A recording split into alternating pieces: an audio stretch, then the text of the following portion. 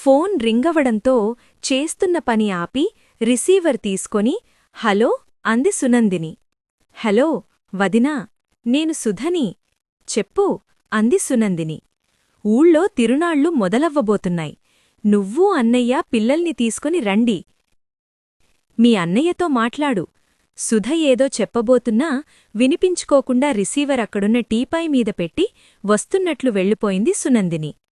Hello Sudha, తిరునాళ్లని పిలవడానికి phone చేశావా? సునందినిని అమ్మా పిల్లల్ని తీసుకుని వస్తారులేమ్మా, నాకు పనులున్నాయి చెప్పాడు చెల్లెలి మనసు నొచ్చుకోకూడదని కృష్ణ. వదిన సంగతి కొత్తేం కాదు నాకు, అందుకే నువ్వూ వదినా ఈసారి తప్పకుండా రావాలి, లేదంటే నామీద ఒట్టు. కృష్ణ చెప్పేది వినకుండా ఫోన్ పెట్టేసింది సుధ. ఆ రాత్రి భార్యతో ఇద్దర్నీ తప్పకుండా రావాలందని, లేదంటే తనమీద ఒట్టు అందని చెప్పాడు. సునందిని మాట్లాడ్లేదు. అటు తిరిగి పడుకుంది. కృష్ణ లైటు తీసి పడుకున్నాడు. భార్యాభర్తల్ని కప్పేస్తూ సన్నని దోమతెర వాళ్ళిద్దరి మధ్య దూరం అనే అడ్డుతెరలా రెపరెపలాడుతోంది. మరో గదిలో పిల్లలు నానమ్మ తాతయ్య మధ్యలో పడుకొని కథ చెప్పించుకుంటున్నారు. కృష్ణ నిద్ర నటిస్తున్నాడు. వెళ్లాలనుంది నందినితో కలిసి, కాని తనేం చెప్పదు. తను రమ్మంటే వస్తుంది అంతే. తన ఇష్టాలతో పనేముంది అన్నట్లు బిహేవ్ చేస్తుంది. చాన్నాళ్లు ఇలాగే దాంపత్య సమరాన్ని కొనసాగించారు. అతనికి విసుగొచ్చేసింది. రెండు మనస్సులు, రెండు తనువులు ఒకే ఊపిలిగా కలవాల్సిన చోట ఎందుకో తెలీదు నందిని నాకేం సంబంధం లేనట్లు శరీరాన్ని త్యాగం చేస్తున్న తీరు. కృష్ణ అటునుండి ఇటు తిరిగాడు. నందిని ప్రశాంతంగా నిద్రపోతోంది. ఆమె ఊపిరి తీసి వదిలినప్పుడు పూర్ణకుంభాల్లాంటి ఎద ఎగిసిపడే అలల్ని గుర్తుచేస్తోంది. ఆమె పెదవులు నిద్రలోనూ నవ్వుతున్నట్లు ఉన్నాయి. అధరం మధురం అన్నట్టు అమృతం తాలూకు కొన్ని చుక్కలు పెదవులపై తడిలా చేరి మెరుస్తున్నట్లున్నాయి. అందుకోవాలనిపిస్తుంది. ఆమె అభ్యంతరం పెట్టదు. పుష్పం తుమ్మెదను ఆహ్వానించినట్లు ప్రేమతో ఆహ్వానించదు. నిర్లిప్తంగా అందిస్తుంది. అందులో ఆమె హృదయం ఉండదు. ఆఖరిసారి ఆమె హృదయంలోకి తొంగిచూడాలనుకుని భంగపడ్డ రోజు ప్రతి నిమిషం గుర్తొచ్చి వేధిస్తూనే ఉంది. రెండవసారి తల్లిగా మారిన సునందిని ఎప్పుడూ కనిపించినంత అందంగా కనిపించి అతని మతిని పోగొట్టింది. బాబుకి 21వ రోజు బారసాలయింది.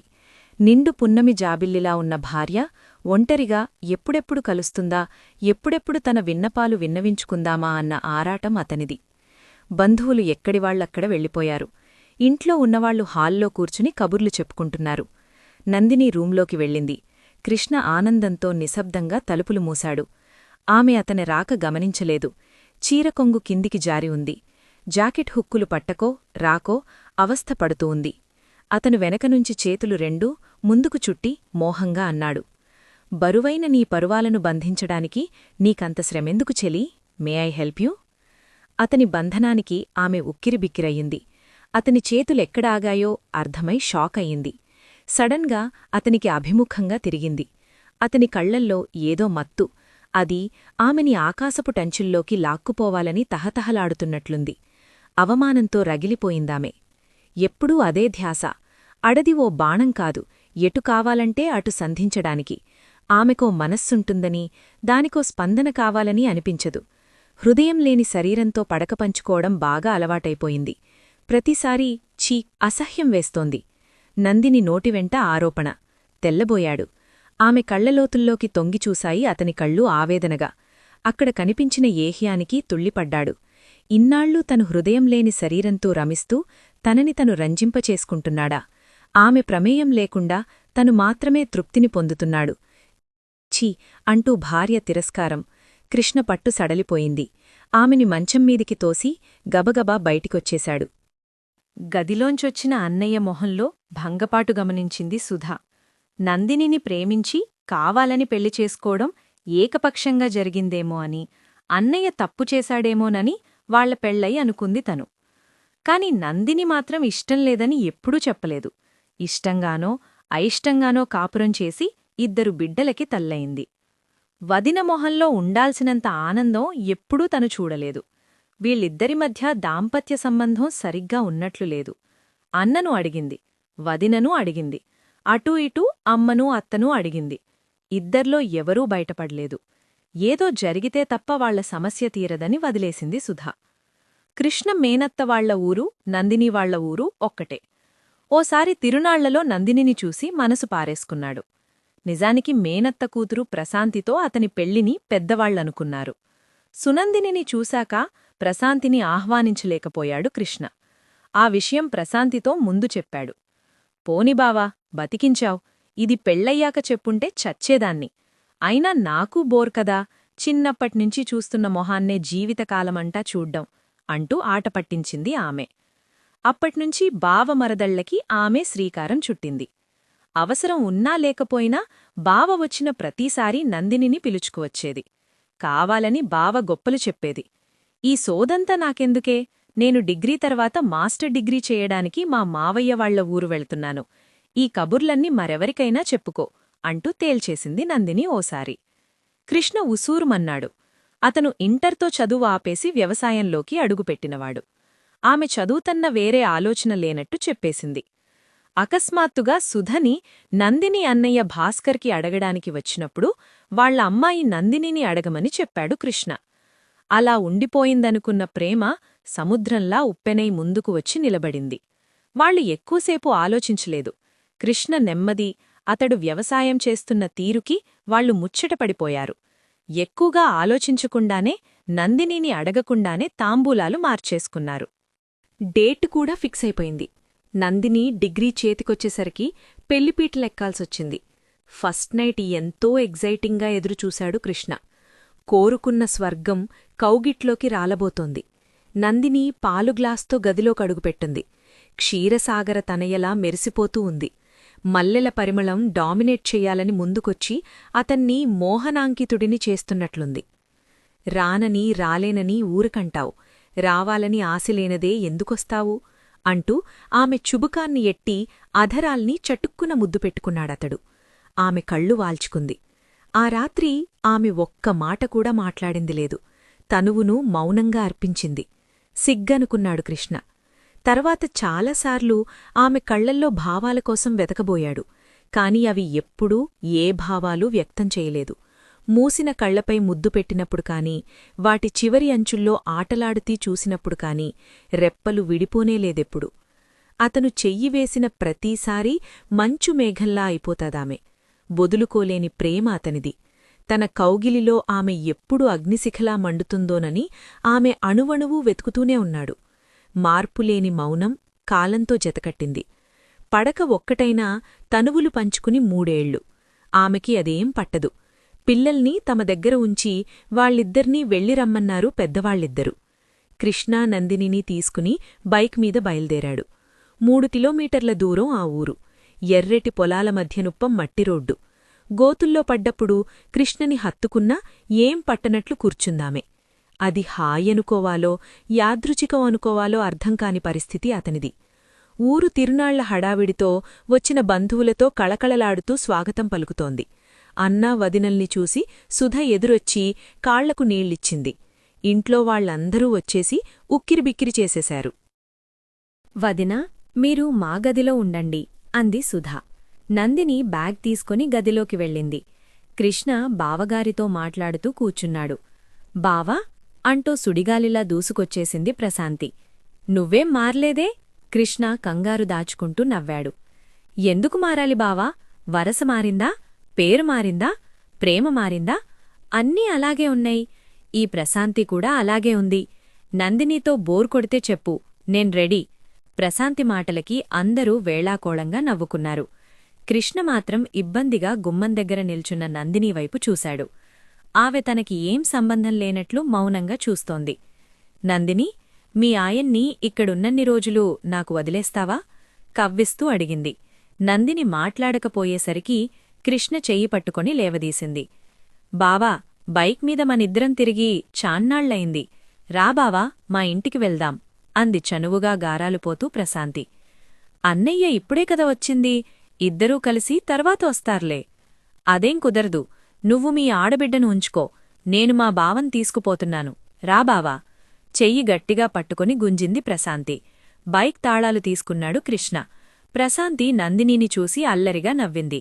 నందిని అలాగే చూస్తూ నిల్చుంది. కృష్ణ వెనక బైక్ మీద కూర్చొని అందరికీ టాటా చెప్పి కుడిచేతిని అతని నడుము చుట్టూ తిప్పింది ప్రశాంతి. సుధ నందిని వైపు చూసింది.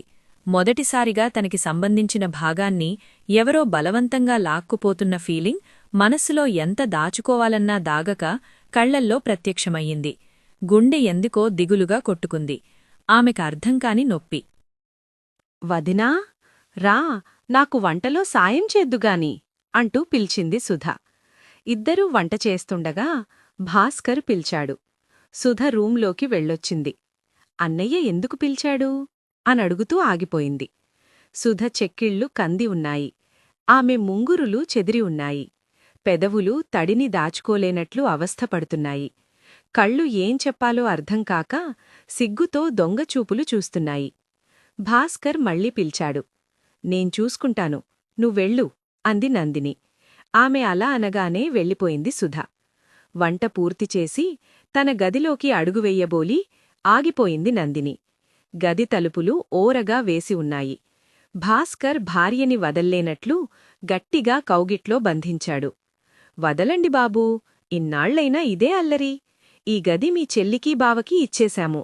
2 రోజులు బుద్ధిగా ఉండాలి తమరు అంటూ అల్లరిగా అతని ముక్కుపట్టి లాగింది సుధ. చటుక్కున ఆమె అధరాల్ని చుంబించి వదిలాడు భాస్కర్. ఆ దృశ్యం చూడగానే ఒంట్లో ఏదో వేడి ఆవిర్లు కమ్ముకుంటూ బయటకొచ్చేసింది. రక్తం నరనరాల్లో గజిబిజిగా పరిగెత్తుతున్నట్లు నిలబడలేకపోయింది నందిని. మై గాడ్, 2 రోజులు! ఆలోచించు, స్లీపింగ్ పిల్స్ అవసరమేమో.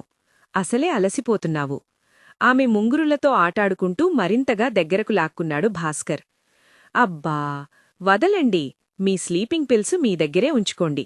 నందిని చూస్తే బాగుండదు అంటూనే భర్తకి మరింత చనువిస్తోంది సుధ. సునందిని పనున్నట్టు సన్నజాజుల పందిరి దగ్గరకు పరిగెత్తి మొగ్గలు కోస్తూ తనలో కలిగిన అలజడిని దాచుకునేందుకు ప్రయత్నిస్తోంది. తల్లి ఏదో అడుగుతుంటే ఆ ఊ అంటూ పరధ్యానంగా సమాధానాలిస్తోంది. రాత్రైనా కృష్ణ రాలేదు. ప్రశాంతి వచ్చింది. నైట్ డ్రెస్ ఇమ్మన్నాడు అంటూ బావ లేకుండా ఈ రాత్రి ఉండగలవు కదా? నందిని కళ్లలోకి చూసి నవ్వింది ప్రశాంతి. మాట్లాడకపోయేసరికి ప్రశాంతి తిరిగి అంది. కొంచెం కష్టమే, బావ చేతిపట్టు అలాంటిది. ఓసారి ఏం జరిగిందో తెలుసా అంది. నందిని మౌనంగా వింటోంది. జామకాయ కొయ్యడానికి కాలెత్తి పైకి లేస్తుంటే ఎప్పుడొచ్చాడో బావ అమాంతం పైకెత్తి, ఇప్పుడు కోసుకోవే, ఎన్ని కావాలంటే అన్ని అన్నాడు. ఇంకేం కోస్తాను, 16 వయసు, వొళ్లంతా వేడిసెగ. బావచేతుల్లో ఏం మాయుందో కాని ఇప్పటికి తలుచుకుంటే వొళ్లంతా ఏదోలా అయిపోతుంది. నందిని ముఖం ఎర్రబడింది. గదిలోంచి నైట్ డ్రెస్ తెచ్చి ఇచ్చి ఇంక వెళ్ళు అన్నట్లు చూసింది. ప్రశాంతి నవ్వుకుంటూ వెళ్ళిపోయింది. రేయి కరుగుతూ ఉంది. సునందినికి నిద్ర రావటం లేదు. గదిలో అన్నా వదినల మధ్య జరిగిన దృశ్యం, ప్రశాంతి కృష్ణ గురించి చెప్పడం, చెప్పలేనంత అలజడి మదిలో. ఏనాడో దూరమయ్యింది తనువు. అయినా కృష్ణ పక్కన లేకుండా నిద్రపోనంటోంది. అతని ఫీలింగ్స్తో తన ఫీలింగ్స్ కలవలేదు. ఎందుకో తన హృదయాన్ని కదిలించలేకపోయాడు. దూరం సుదూరమైపోయింది. ఎందుకు? ఇద్దరి మధ్య ఇష్టమో అయిష్టమో తెలీదు. అతను తన ప్రాపర్టీ, ఎక్కడికీ పోడనుకుంది. ప్రశాంతి అలా ఎలా? అటుతిరిగి ఇటుతిరిగి ఎప్పటికో నిద్రపోయింది. కృష్ణ, ప్రశాంతి ఒకరితో ఒకరు చనువుగా, భరించలేని బాధ. ఏమైంది నందిని? కృష్ణ ఎదురుగా. ప్రశాంతి లేదు అతని పక్కన. ప్రశాంతి చాలా గొడవ చేసింది, వెళ్ళనివ్వనని. నువ్వు గుర్తుకు వచ్చి వచ్చేశాను. అర్ధరాత్రి అతని అపాలజీ మనసుకు ఊరటగా అనిపించింది. హృదయం కరిగి కన్నీళ్ల రూపంలో బయటికి వచ్చేశాయి. ఏమైంది? కంగారుగా అడుగుతున్న అతన్ని ఉప్పెనెలా కమ్మేసింది. ఆమె పెదవులపైన ఉన్న కొన్ని తేనెచుక్కలు చనువుగా అతని పెదవులకు తాకాయి. చూడకూడదు అనుకుంటూనే ఆమె కళ్లలోకి చూశాడు కృష్ణ. మధు ఒలకబోస్తూ ఆహ్వానపత్రిక అందిస్తున్నాయవి. ఇంకేం, అతను ఛాంపియన్గా మారి ఆట మొదలుపెట్టేశాడు. అతని బ్యాటింగ్కి సై అంటూ బౌలింగ్కి సిద్ధమైపోయింది ఆమెలోని అందాలు. అతని కౌగిలిలో ఆమె తనువు అగ్నిశిఖలా రగులుతోంది. కథ నచ్చితే లైక్ చేయండి, మిత్రులతో షేర్ చేయండి. మరిన్ని ఆసక్తికరమైన కథల కోసం సబ్స్క్రైబ్ చేయండి.